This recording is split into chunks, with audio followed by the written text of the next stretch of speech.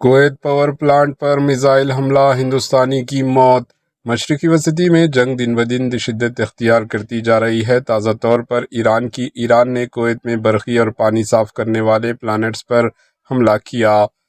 اس واقعے میں ہندوستان سے تعلق رکھنے والا ایک ورکر ہلاک ہو گیا، جس کی شناخت تمل ناڈو کے کرشنن کے طور پر ہوئی۔ اس بات کی تصدیق کویت کی وزارت نے کی۔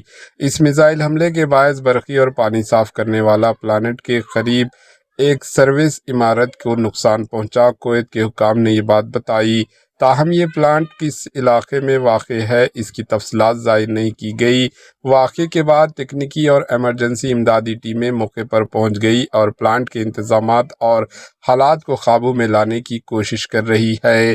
دوسری جانب حال ہی میں متحدہ عرب امارات میں بھی ایک بھارتی شہری کی موت کا واقعہ پیش آیا تھا۔ ایران کے میزائلوں کو کے فضائی ڈیفنس نظام نے روک لیا تھا، لیکن ان کے ٹکڑے ایک سڑک پر گرنے سے ایک بھارتی شہری سمیت 2 افراد ہلاک ہو گئے تھے۔ Bureau report AHN news. AHN news کے YouTube چینل کو سبسکرائب کریں اور بیل آئیکن کو دبانا نہ بھولیں تاکہ آپ کو ہر نئی آنے والی ویڈیو کا نوٹیفیکیشن بر وقت مل سکے۔